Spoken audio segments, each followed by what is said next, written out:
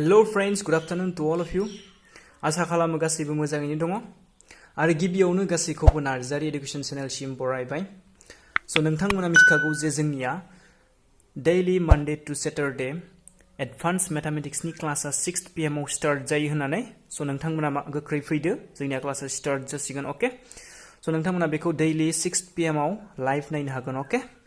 आरो भिडिअखौ जेसेबां हागौ एसेबांनो शेयार खालामनानै हो जाहाथे गासैबो स्टुडेन्टफोरानो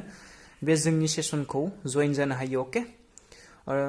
आरो जायफोरा दाबो चेनेलखौ साबस्क्राइब खालामाखै चेनेलखौ गिबियावनो साबस्क्राइब खालामनानै ला आरो बेल आइकनखौबो दाबायनानै ला जाहाथे गासैबो जोंनि गोदान गोदान नटिफिकेशनफोरा नोंथांमोननिसिम थाबैनो सौहैयो, जाहाथे नोंथांमोना क्लासाव लेट जाया। ओके, दिनै जों जागायगोन थाखो 10 नि एडभान्स मैथमेटिक्स। ओके, आरो बेयाव खोन्दोसेयाव थानाय थुबुरनि बागै जों दिनै मोजाङै सावरायनो नाजागोन। ओके,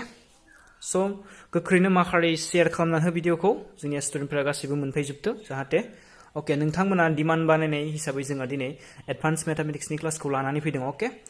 बेदिनो नोंथांमोना जुदि कमेन्ट हरनानै बा जोंजों लाइभ चैट बानायनानै जुदि माबे चैप्टारखौ नांगौ बा मा कुइसन नांगौ बेफोरखौ जुदि कुइसनफोरखौ जुदि बुजियाखैबा नोंथांमोना लाइभ चैट खालामनानै बा कमेन्टआव लिरनानै हरनो हागोन। अब्लासो जोङो मिथिगोन जे नोंथांमोना बबेखौ बुजियाखै, माखौ बुजियाखै आरो मा क्लास नांगौ नोंथांमोननो। नोंथांमोना बिदिनो कमेन्टआव लिरना हर, अब्लासो जों नोंथांमोननि नांगौ बायदियै क्लासखौ बानायनो हागोन। ओके, जों दिनै क्लासखौ स्टार्ट बानायनोसै। जोंनिया मा दोङो, खोन्दोसेयाव दोङो थुबुर माने बेखौ इंलिसाव सेट होननानै बुङो। अके, थुबुरखौ जोङो ज' सानखां होननानैबो बुंनाय जायो बर'आव। अके, दा थुबुर माने मा, जोंनिया फार्स्टआवनो मिथिनांगोन थुबुर माने मा। अके, दा नै जोंफोर थुबुराव जुदि थुबुरनि कनसेप्टफोरखौ मोजाङै क्लियार बुजिनो गोनांबा बेनि बेसिक कनसेप्टफोरखौ मिथिग्रोनांगोन। जों दिनै बेसिक कनसेप्ट खिनिखौ मोजाङै सावरायनो नाजागोन, लोगोसे फेन डायग्रामखौबो जों दिनै मोजाङै सावरायनो नाजागोन। अके, फेन डायग्राम। अके, थुबुर माने मा, जों बेखौ फार्स्टआवनो मिथिग्रोनांगोन। थुबुरा जाबाय माबेबा मुवा बेसाद एबा गुबुन गुबुन अनजिमाफोरखौ बुथुमनानै ज' सानखांनायखौनो जों थुबुर बुंनाय जायो। अके, जों नायनि बेखौ जुदि हमबाय, बेयाव हमबाय मोनसे थुबुर, बेयाव मा मा दों जों नायनि। हमबाय मोनसे थुबुर, अके, हमबाय मोनसे थुबुर, जोंनि ए इक्वल टु थुबुर जानो गोनांबा जोंनो नै ब्रेकेटनि सिङाव थानो नांगोन अनजिमाफोरा। अके, बा मुवा बेसादफोरा बे ब्रेकेटनि सिङाव लिरनांगोन, अब्लासो जों बेखौ थुबुर बुंगोन। अके, हमबाय जोंनि ए बि सिया मोनसे इलिमेन्ट, ए बि सिया ए थुबुराव थानाय इलिमेन्ट। दा नै एखौ जोङो मा बुंगोन, बेयाव थुबुर बुंगोन। माने जोंनिया नै बे ब्रेकेटनि सिङाव थानाय अनजिमाफोरखौ ज' लिरनानै दिन्थिबानो बेखौनो जोङो मा, थुबुर। अके, बेयाव ए आ जोंनिया थुबुर जाबाय, थिग बेबायदिनो ए बि सिया जोंनिया मा जागोन, बेयाव बे जागोन जोंनिया मा, गुदि सायाव होदो गुदिथा अनजिमा। अके, जोंनिया बेयाव खैथा गुदिथा अनजिमा दोङो, बेफोर गासैबो जोंनिया मा होनो बेखौ, गुदिथा अनजिमा, माने गुदिथा होनगोन बेफोरखौ। अके, गुदिथा, इंलिसाव बेखौ मा होनो, इलिमेन्ट, बेखौ इलिमेन्ट होनना बुङो। दा जोंनिया बेयाव ए थुबुराव खैथा इलिमेन्ट दोङो, माने खैथा गुदिथा दोङो, जोंना गासै मोनथाम गुदिथा दोङो, जेरै मोनसे, मोननै, मोनथाम। बेयाव जोंनिया गासै मोनथाम मा दोङो, गुदिथा दोङो। जुदि जोङो बेखौ ओरै लिरनो हायो, गुदिथानि अनजिमाखौ। अके, जोङो गुदिथानि अनजिमाखौ एनक ए, माने बेखौ होनो number of element A, number of element in set A. Okay, number of element in set ए होननानै बेखौ बुंनाय जायो। जोङो एन ए खौ बेसेबां लिरनो हागोन, 3। एन ए खौ जों ओरै लिरनो हायो, ए मडुलास बिदिबो लिरनो हायो 3। अके, बिदिबो लिरनो हायो। जों बेखौ लिरगोन, बेखौ मा होनगोन बर'आव, ए थुबुराव थानाय गुदिथानि अनजिमाखौ जुदि दिन्थिनोबा जोङो बिदि सिम्बलजों लिरनाय जायो। अके, नोंथांमोना बेखौ आगोलावबो जों सावरायबोखादों, आगोल फार्स्टनि भिडिअआव जों नार्जारि सारा बेखौ मोजाङै बुजायना होदोंमोन नोंसोरनाव। अके, जुदि ए थुबुराव थानाय गुदिथानि अनजिमाखौ फोरमायनोबा जोङो एन सिम्बल लानांगोन आरो ब्रेकेट सिङाव ए लिरनांगोन, अब्लानो जों बिदि लिरनो हागोन। अके, बे जोंनि ओंथिया मा फोरमायदो, ए थुबुराव थानाय गुदिथानि अनजिमा 3, नङाबा जों बिदिबो लिरनो हायो। अके, आइ होप नोंथांमोना बेखौ बुजिदों जानांगौ। बिब्दिनो जुदि हमना लाबाय, ज' सानखाम इबार, बिब्दिनो जुदि बियाव थाबाय दे, बियाव जोंनिया मा मा दङ, हमना लाबाय 1 2 3 4 5। अके स' जोङो n of इखौ सर्टआव n of b होननानै बुंनो हागोन अके इखौ n of b बा n of a इदि होननो हागोन अके जोङो गोलाव बुङा माने number of element in set a बिदि गोलाव बुंबाय थायालासिनो n of b बा n of a बिदि बुंनो हागोन अके स' n of b आव जोंनिया खैथा जागोन बेसां जागोन बेयाव जोंनिया b आव गुदिथाफोरा खैथा गासै 1 2 3 4 5 टटेल 5 ता जोंनिया गुदिथा दोङो स' जोंनिया n of b आ बेसां जागोन बेयाव 5 n of b खौ ओरैबो लिरनो हायो जोङो modulus of b equal two बेसां बेयावबो 5 ओके थिक बेबादिनो हमना लाबाय जुदि जोङो s खौबो हमना लानोसै जोङो मा दोङो बेयाव 1 3 5 5 आरो हमना लाबाय 7 ओके स' n of s आ बेयाव मा जागोन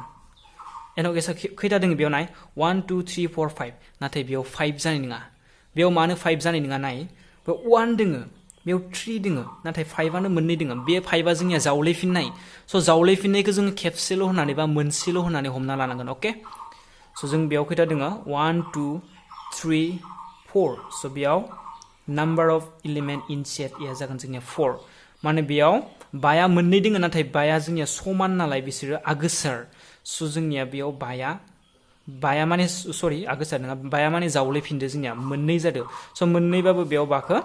मोनसेल' होना हमना लानांगोन ओके स' बेयो जोंनिया जाबाय 4 number of element in set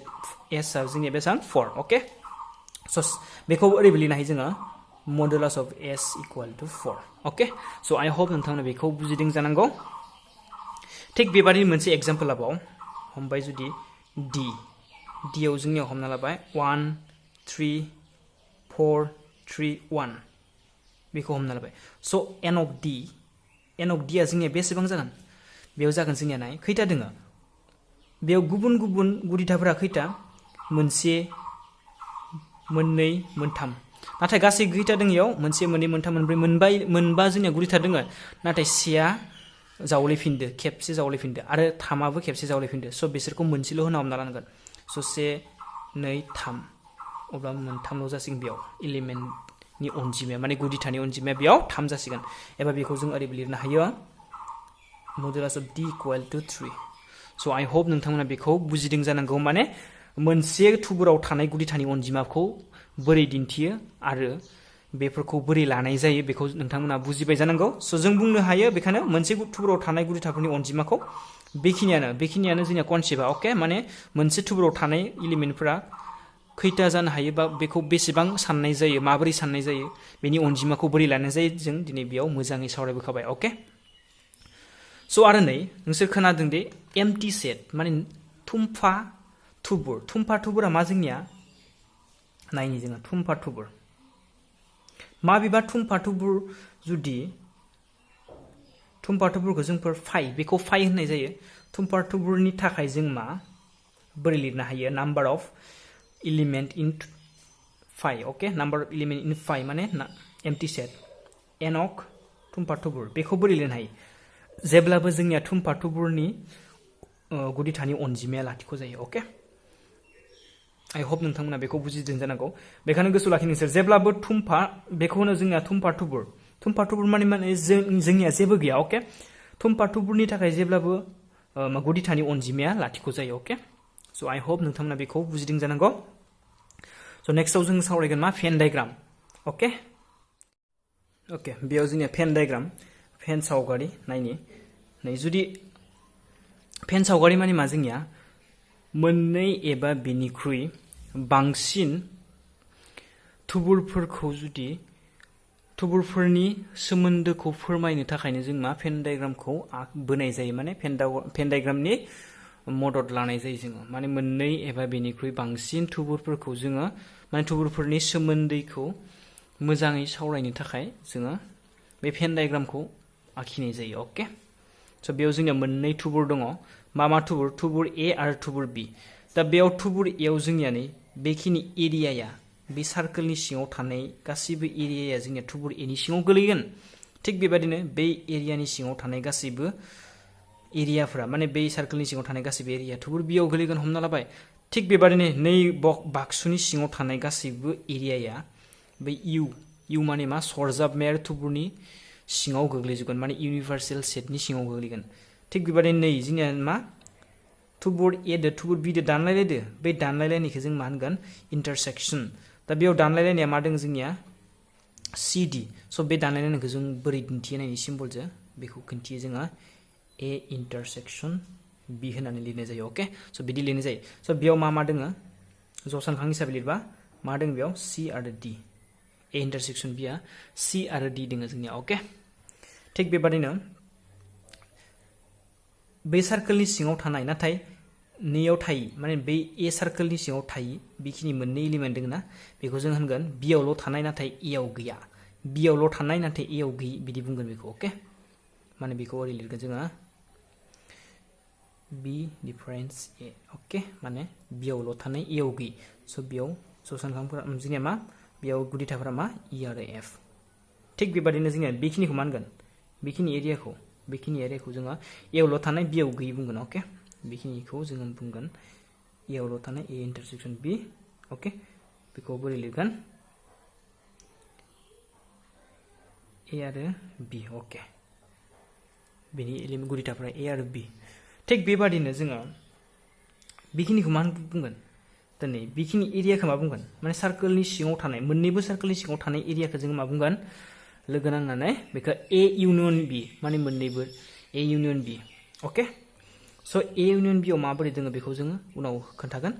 आरो थिग बेबायदिनो बे सार्कोलनि बाहेरायाव थानाय बे सार्कोल आरो बे सार्कोलनि बाहेरायाव थानाय बेफोर एरियाखौ जों बुंगोन आरो बाक्सुनि सिङाव थानाय नाथाय बे सार्कोलनि बाहेरायाव नाथाय बाक्सुनि सिङाव थानाय बेफोर एरियाखौ जों बुंगोन ए इउनियन बि आव थायो थिग बेबायदिनो बेखौ ओरै लिरनो हायो जों सिम्बलाव ए इउनियन बि आव थायो बिदि अके इउनियन बि आव थायो बिदि लिरनो हागौ अके स' जों बेनिफ्राय लिरख'ना लानि मा मोनदो बेयाव अके स' बेयाव जोङो मोननो हागौ इउखौ मा मोननो हागौ गासैबो गुदिथाफोरानो जोंनिया इउ जानो हागौ अके अबा ए बि सि डि इ एफ जि आरो ओइच बेफोर गासैबो जोंनिया इउ स' ए आव मा दङ जोंनिया ए आव मा दङ ए बि सि डि ए सार्कोलनि सिङाव ए बि सि डि दङ नालाय बेयाव ए बि सि डि थिग बेबायदिनो बियाव मा दङ जोंनिया बेयाव दङ सि डि इ एफ बि सार्कोलनि सिङाव अब्ला जों मा बेनि गुदिथाफोरखौ ओरै लिरनो हायो सि डि इ एफ अके स' बिदि लिरनो हायो थिग बेबादिनो जोङो ए कमप्लिमेन्ट बेखौ मा ए कमप्लिमेन्टखौ मा लिरनो हायो जोङो ए कमप्लिमेन्ट माने ओंथिया मा जोंनिया ए आव थायि दा ए आव मा दङ ए बि सि डि नाथाय ए आव थायिफोरा मा इ एफ जि ओइच बेफोर गासैबो जोंनिया ए आव गैया स' जोङो बेखौ ओरै लिरनो हायो इ एफ जि ओइच अके बिदि लिरनो हायो बेखौ जोङो जेब्ला इउ होनाय थायो अब्लासो लिरनो हागोन बेखौ अके इउ होनाय थायोब्लाबो लिरनो हागोन थिग बेबादिनो इउ होनाय थायाबाबो जुदि बिसोर मोननैनि गेजेराव कम्पेयार बानायनानै होयोबा माने ए आव थायि माने बि आव थानाय अब्ला जों मा लिरनो हागोन बिसोर मोननैनिफ्राय इ एफ खौल' लिरनो हागौमोन अके थिग बेबादिनो बि कमप्लिमेन्ट अके बेखौ मा लिरनो हायो जोङो बि आव थायिफोरा मा बि आव मा दङ सि डि इ एफ स' बि आव गैयिफोरा मा जागोन ए बि आरो जि ओइच ए बि आरो जि ओइच बिदि जानो हागोन अके आरो ए इउनियन बिखौ बोरै लिरनो हायो जोङो ए इउनियन बिखौ बोरै लिरो बेखौ जोङो होगोन उनाव स' बेयाव जोङो बेनिफ्राय जोङो बे डायग्रामनिफ्राय बेखिनिखौ मोनबाय अके बेखिनि जसानखांफोरखौ मोनबाय माने बेखिनि थुबुरफोरखौ मोनबाय अके स' बेयाव जोङो नट गोसोआव लाखिनो गोनां बाथ्रा माने मोननैसो बाथ्राखौ जोङो सिम्बलाव बोरै लिरो बेनि बागै सावरायगोन जों अके माने बेयाव जुदि ए होना लाबा से नाम्बार होना लाबाय ए आव थानाय अके ए आव थानाय नाथाय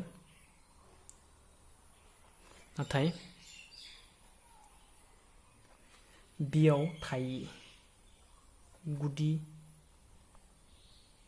गुदिथानि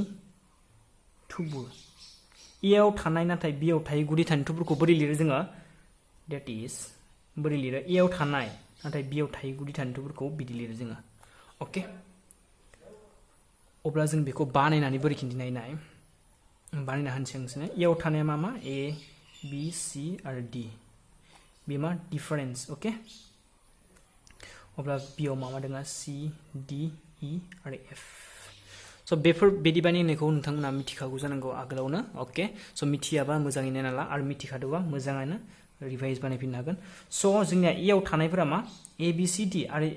बि आव थानाया मा सि डि इ एफ स' बेनि ओंथिया मा जोंनिया ए आवल' थानाय बेनि ओंथिया ए आवल' थानाय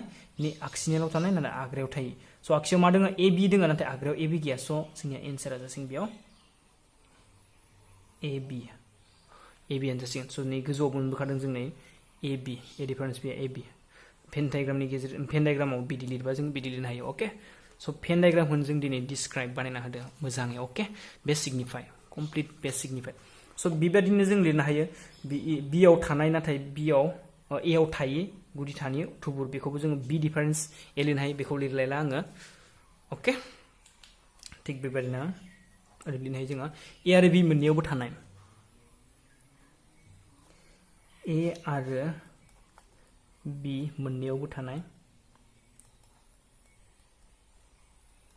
ए आरो बि मोननैयावबो थानाय मा गुदि थानि ए आरो बि मोननैयावबो थानाय गुदि थानि थुबुर ए आरो बि मोननैयावबो थानाय गुदि थानि थुबुरा मा जोंनिया ए आवबो थानांगोन आरो बि आवबो थानांगोन माने अके बेखौ जों सिम्बलाव बोरै लिरनो हायो दैट इज ए इन्टारसेक्सन बि अके बेनि ओंथिया जाबाय मा ए इन्टारसेक्सन बिनि ओंथिया जाबाय ए आरो बि मोननैयावबो थानाय स' ए आरो बि ए आव मा दङ जोंनिया ए बि सि आरो डि इन्टारसेक्सन बि आव मा दङ सि डि इ एफ बिदिनो दङ स' मोननैयावबो थानाया मा जोंनिया मोननैयावबो थानाय आगोसोरा माइ आगोसोरानि ए बि सरि सि डि बेयावबो सि डि दङ स' जोंनिया बेयाव जासिगोन सि डि आनो इन्टारसेक्सननि मिनिङा बिदिनो अके आइ होप नोंथांमोना बेखौ बुजिदों जानांगौ अके स' नेक्स्टआव जों लिरनि ए एबा बि एबा मोननैयावबो थायै गुदि थानि थुबुर मोननैयावबो थानाय गुदि थानि थुबुर अके जों लिरनि जों मा लिरनो बे मा नाम्बारमोन जोंनिया बेयो 2 नाम्बार एबा 3 नाम्बार जासिगोन अके ओके 3 नाम्बार जों लिरनि ए एबा बि एबा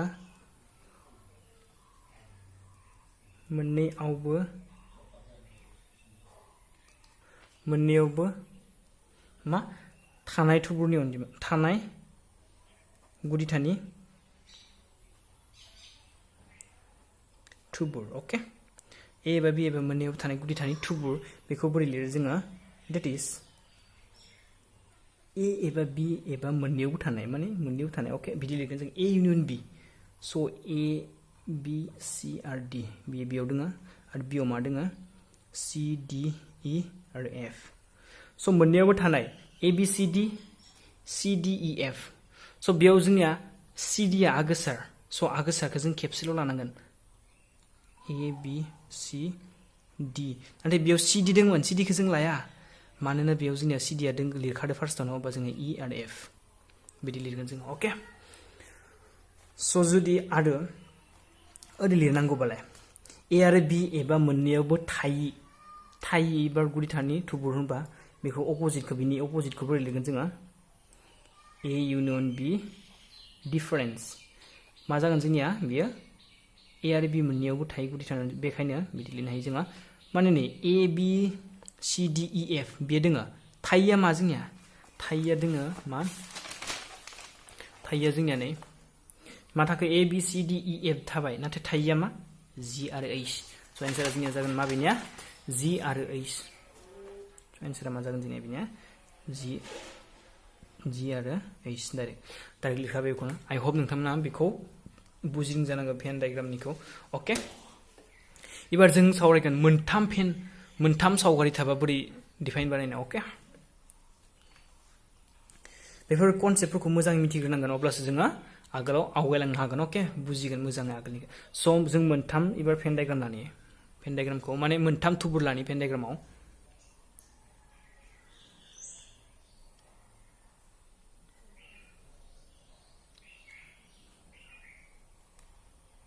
बेनिफ्राय जों डिफाइन बानायना जागोन बेखौ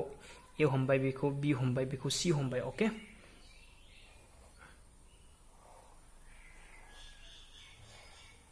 दा बेखौ डिफाइन बानायनो जोङो हमबाय बेखौ इउनिभार्सेल ओके बिखिनिया दा नै आं बेखौ 1 हमना लानोसै बेखौ 1 दोङो बेयाव 2 दोङो दे बेयाव 3 बेयाव 5 बेयाव 4 बेयाव 6 बेयाव 7 बिदि होना लांबाय ओके बेयाव 8 होना हमना लाबाय आं ओके स' इउआ बेसेबां जागोन बेयाव इउआ बेसेबां जागोन बेयाव इउ माने मा जोंनिया इउनिभार्सेल सेट माने गासैयावबो बे बाक्सुनि सिङाव माने जानो हाथाव गासैबो गुदिथा ओके गुदिथानि अनजिमा नै जानो हाथाव गासैबो गुदिथा माने जोंनिया मा जानो हागौ 1 2 3 4 5 6 7 8 9 गासैबो जानो हागौ 1 2 3 4 5 6 7 8 स' बेनो ए आ बेसेबां जोंनिया ए आ मा जानो हागौ ए माने मा ए सार्कोलनि सिङाव थानाय माने मा दोङो 1 2 5 4 बेनि गेजेराव दोङो अब्ला जोंनिया मा जागोन 1 2 4 5 एनिया आरो बिनियालाय बिनिया मा जागोन जोंनिया बिनि ज'सानखांफोरा माने बिनि गुदिथाफोरा मा जागोन जोंनिया नै बिनि जोंनिया सार्कोलनि सिङाव मा दोङो 1 2 3 6 अब्ला 1 2 3 6 बेनो जासिगोन बिनिया ओके थिग बेबायदिनो सी आव मा जागोन जोंनिया सीनिया मा जागोन जोंनिया सीनि सार्कोलनि सिङाव थानाया मा 1 3 5 7 स' 1 3 5 7 बेखिनिखौनो बे सावगारिनिफ्राय जों बिदि लिरनो हायो स' आइ हप नोंथांमोना बेखौ लिरनायखौ मिथिखागौ जानांगौ थिग बेबादिनो आरो बेनिफ्राय जों ओरै लिरनो हाबावो सावगारिनिफ्रायनो आं बानायना खोन्थिलिया डाइरेक्ट सावगारिनिफ्रायनो ओरै लिरनो हायो जोङो माबोरै लिरनो नाय ए इन्टारसेक्सन बी बिदि लिरनो हाया बिदि हायो जों लिरनो माने ए आरो बी आव थानाय स' ए आरो बी आव थानाया अबे जोंनिया 2 ए आरो बी आव थानाया जोंनिया 2 नै ए आवबो दोङो बियो आरो बी आवबो दोङो नै 2आ ओके स' बेयाव 2 जागोन थिग बेबादिनो ए आरो सी आव थानाया मा जागोन ए इन्टारसेक्सन सी मा जागोन ए दो सी दोल' थानाय थिग बेबादिनो ए आरो सी आव थानाया 5 बाया ए आवबो दोङो सी आवबो दोङो नै बेयावबो नाय बाया ए आवबो दोङो आरो सी आवबो दोङो ओके स' 5 जागोन बेखौ ओरै लिरनांगोन ज'सानखांनि ओके बिदि लिरनांगोन नङाबा जों बेखौ बानायनोबो हायो ओके दा सावगारिनिफ्राय डाइरेक्ट लिरखानो जोङो थिग बेबायदिनो बी इन्टारसेक्सन सी बोरै लिरगोन बेखौ बी इन्टारसेक्सन सी माने बी आरो सी आव मोननैयावबो थानाय थामा दोङो जोंनिया थामा बी आवबो दोङो आरो सी आवबो दोङो थिग बेनिफ्राय नाय बी आवबो 3 दोङो आरो सी आवबो 3 दोङो ओके स' बे जोंनिया 3 जासिगोन बी आरो सी मोननैयावबो थानाया 3 थिग बेबादिनो मोनथामावबो थानाया मा जागोन माने ए इन्टारसेक्सन बी इन्टारसेक्सन सी मोनथामावबो थानाया मा जागोन जोंनिया दा मोनथामावबो जों बेनिफ्राय नायबानो मोनथामाव मा दोङो बेयाव से दोङो बेयावबो से दोङो बेयावबो से दोङो नाथाय बेयाव 2 दोङो बेयाव 2 दोङो नाथाय बेयाव गैया 4आ बेयाव दोङो बेयाव गैया बेयाव गैया 5आ बेयाव दोङो बेयाव गैया बेयाव दोङो 6आ बेयावल' दोङो बेलेगाव गैया थिग बेबायदिनो सेया नै से मोनथामावबो से दोङो जोंनिया माने मोनथामाव थानाया मा जोंनिया से थिग बेबायदिनो सावगारिनिफ्राय जों डाइरेक्ट मिथिखायो नै मोनथामबो दाननायनि सियानियावबो दोङो नै मोनसे सार्कोल सी आरो इनिफ्राय नै बे सार्कोलावबो थागोन आरो नै बेनिफ्राय बे सार्कोलावबो थागोन ओके स' जोंनिया मोनथामाव थानाया मा से एलिमेन्टआ स' आइ हप नोंथांमोना फेन डायग्रामखौ बुजिबाय जानांगौ स' जोंनिया नेक्स्ट कनसेप्टफोरा फेन डायग्रामनि सायावनो जाजोबगोन कुइसन एन्सार दिहुननायफोरा नोंसिनिया माने नोंसिनिया ओरैबो थानानै मोनसे क्लासाव कुइसनफोरा ओरै जानो हानाय माने मोनसे क्लासाव बिगियान फरायग्रा स्टुडेन्टआ 250 दोङो बा मेथ्स फरायग्रा स्टुडेन्टफ्रा 150 दोङो आरो गासै क्लासाव 300 स्टुडेन्ट दोङो अब्ला मेथ्स आरो साइन्स लानाय गथ'फोरनि अनजिमाया बेसेबां बेबायदि सोंनायनि कुइसनफोरखौ दिहुननो थाखाय जों बा बिदि फेन डायग्रामनि कनसेप्टखौ मोजाङै मिथिग्रोनांगोन ओके स' अब्लानो जों हागोन स' नेक्स्टआव जोङो मोजाङै सावरायनो नाजागोन दिनैनि थाखाय बेखिनि मोनसे कनसेप्टफोरखौ मोजाङै बुजिनानै लाग्रो अब्लानो जोङो नेक्स्ट क्लासाव आवगायनो हागोन ओके स' जायफ्रा चेनेलखौ दाबो साबस्क्राइब खालामाखै चेनेलखौ गिबियावनो साबस्क्राइब खालामनानै ला आरो बेल आइकनखौबो दाबायनानै हो जाहाथे गासैबो गोदान भिडिअफोरनि नटिफिकेसनफ्रा नोंथांमोननिसिम सौहैयो आरो बेखौ जेसेबां हायो एसेबांनो शेयार खालाम जाहाथे गासैबो स्टुडेन्टफोरानो जोंनि क्लास टाइमाव लेट जायालासिनो सौफैनो हायो ओके स' जोंनिया दैलि 6 PM आव एडभान्स मेथ्सनि क्लासा जागायबाय ओके नोंथांमोना दैलि 6 PM आव फैनो नाजादो पेन आरो पेपार लानानै। अके स' दिनैनि थाखाय बेखिनियानो। Thank you.